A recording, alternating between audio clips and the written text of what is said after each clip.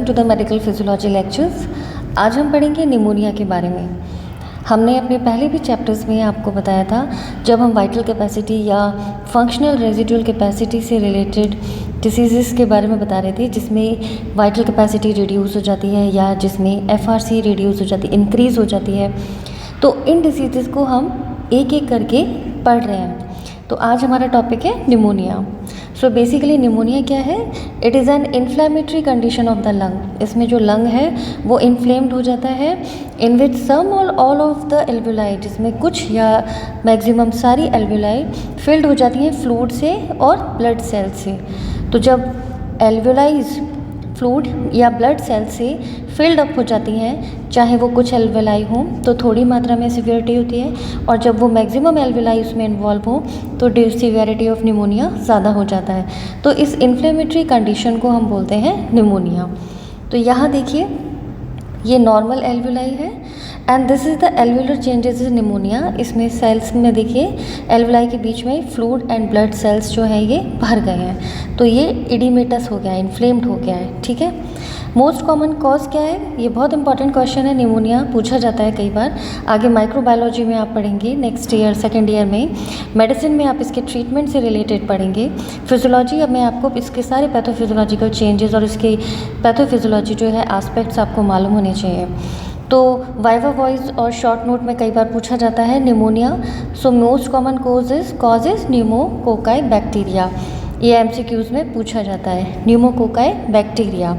इसी वजह से इसे बैक्टीरियल निमोनिया भी कहते हैं। ये डिसीज़ जो शुरुआत होता है वो एल्वेलाई में इन्फेक्शन की वजह से होता है, और पल्मोनरी मेम्ब्रेन जो है वो इन्फ्लेम्ड हो जाती है। इन्फ्लेम्ड यानी स्वेल हो जाती है, एंड हाईली पोरस। पोरस का मतलब होता है जिसमें छेद हो जाए, पोर हो जाए, तो ये हाईली पोरस हो जाती है, जिसकी वजह से फ्लूइड और रेड सेल्स और वाइट ब्लड सेल्स जो हैं वो ब्लड से लीक होकर एल्वेलाई में आ जाते हैं। जैसे कि ये लंग है और लंग से साथ में जुड़े हुए ये कैपिलरी है। अगर ये रेस्पिरेटरी मेम्ब्रेन जो है ये पोरस हो जाती है, तो पोरस होने की वजह से फ्लूइड और WBC RBC लीक होकर सेल के एल्वेलाई के अंदर भर जाते हैं, तो जिससे जो एल्वेलाई है वो इन्फ्लेम्ड हो जाती है। Infected alveoli progressively filled with fluid and cells. Infection spread by extension of bacteria.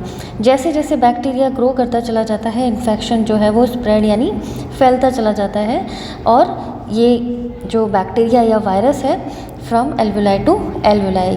तो निमोनिया बेसिकली तो जो है न्यूमोकोकाई बैक्टीरिया की वजह से होता है, और अगर इस तरीके की इश्यूज़ किसी वायरस की इन्फेक्शन की वजह से या वायरल इन्फेक्शन की वजह से आते हैं तो भी ये चेंजेस आते हैं। तो इस वजह से क्या होता है? Lungs become consolidated. कंसोलिडेटेड मतलब होता है सॉलिड, हार्ड। तो consolidated means lung filled with fluid and cellular debris, क्योंकि सेल्स की जो WBC हैं RBC हैं ये इसमें एल्वेलाई में भर जाती हैं, फ्लूइड भर जाता है, तो ये जो है वो कंसोलिडेटेड लंग हो जाता है। तो न्यूमोनिया में क्वेश्चन पूछा जाता है लंग कैसा हो जाता है? कंसोलिडेटेड। ठीक है, पूछा जाता है ये MCQs में। ठीक है। Now effects of pneumonia. अब अगर सपोज कोई पर्सन न्यूमोकोकाई बैक्टीरिया से जो है वो ग्रसित हो गया, तो उसके इफ़ेक्ट्स क्या आएंगे? Gas exchange function of lung decline. जो गैसियस एक्सचेंज फंक्शन है लंग का वो कम होने लग जाता है in different stages of disease. जैसे कि हमने बताया, अगर बैक्टीरिया की ग्रोथ बढ़ती जाती है जिस तरह से, उसी तरह से स्प्रेड ऑफ इन्फेक्शन भी जो है वो बढ़ता चला जाता है। उसी तरीके से गैसियस एक्सचेंज में जो है जो प्रॉब्लम है वो बढ़ती चली जाती है। ठीक है। सो अर्ली स्टेजेस की अगर हम बात करें तो pneumonia process well localise to only one lung. तो किसी एक लंग तक अगर निमोनिया अर्ली स्टेजेस में लोकलाइज होता है, alveolar ventilation reduced while blood flow through the lung continues normally. तो उस कंडीशन में उस लंग में एल्वेलर वेंटिलेशन तो रिड्यूस हो जाता है, क्योंकि धीरे धीरे फ्लूइड और WBC RBC उसमें एल्वेलाइज में भरने लगे हैं, लेकिन ब्लड फ्लो जो है थ्रू लंग वो है कंटिन्यू नॉर्मल रहता है, ब्लड फ्लो कंटिन्यू रहता है। अब इसके बाद जब ये चीज़ प्रोग्रेसिवली बढ़ती है, दो मेजर पल्मोनरी एबनॉर्मेलिटीज़ डेवलप होती हैं। वो दो मेजर एबनॉर्मेलिटीज़ पल्मोनरी क्या होती हैं? पहला होता है reduction in total available surface area of respiratory membrane. क्योंकि रेस्पिरेटरी मेम्ब्रेन से ही गैसियस एक्सचेंज होता है, तो ये जो एरिया है, ये सपोज ये रेस्पिरेटरी मेम्ब्रेन है जो एल्वेलाई और पल्मोनरी कैपिलरी के बीच में है, तो इसका जो सरफेस एरिया है वो रिड्यूस हो जाएगा, ठीक है। और सरफेस एरिया रिड्यूस हो जाएगा तो गैसियस एक्सचेंज को कम जगह मिलेगी। दूसरा होता है डिक्रीज्ड वेंटिलेशन परफ्यूशन रेशो। तो वेंटिलेशन और परफ्यूजन रेशो जो है वो कम हो जाता है, क्योंकि इस कंडीशन में वेंटिलेशन कम हो जाता है। अब इन दोनों इफ़ेक्ट्स की वजह से जब ये प्रोग्रेसिवली इंक्रीज होता है तो क्या होता है, हाइपोक्सीमिया हो जाता है, हाइपरकैप्निया हो जाता है, यानी ब्लड में ऑक्सीजन का लेवल जो है वो कम हो जाता है। हाइपो मतलब कम, ईमिया मतलब ब्लड, तो ब्लड में ऑक्सीजन का लेवल कम हो जाता है।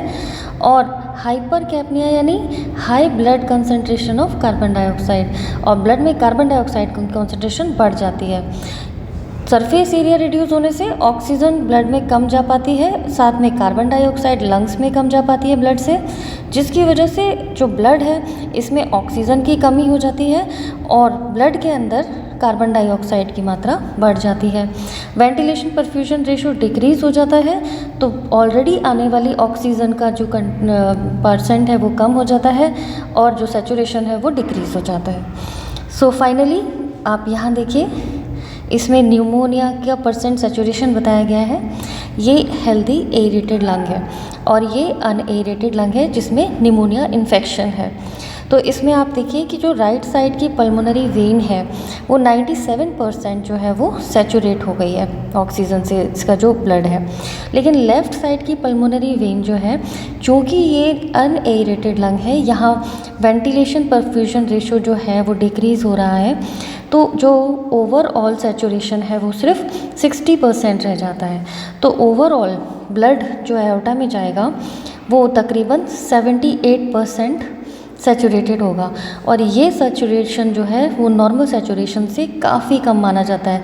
क्योंकि जब हम पढ़ते हैं कि 60 mmHg पे भी, यानी ऑक्सीजन कंटेंट यानी 60 mmHg पर भी हीमोग्लोबिन को 90% सैचुरेशन मिल जाता है ऑक्सीजन का।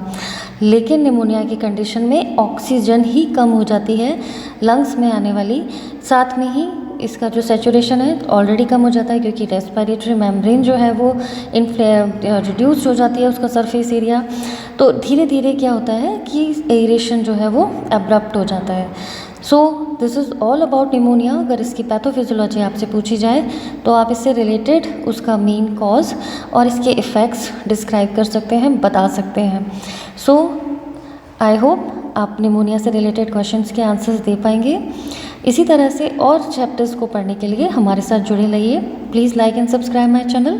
Wish you all the best, good luck to you. मेरे नोट्स मेरे टेलीग्राम लिंक पे अवेलेबल हैं, आप उसे ज्वाइन कर सकते। यदि आपको मेरा पढ़ाना समझ में आता है, आपको ये चैप्टर्स अच्छे लगते हैं, आपको पूरी जानकारी मिलती है, तो please like and subscribe my channel. Wish you all the best, good luck to you. Thank you so much. मैं doctor Shikha Saxena, associate professor physiology.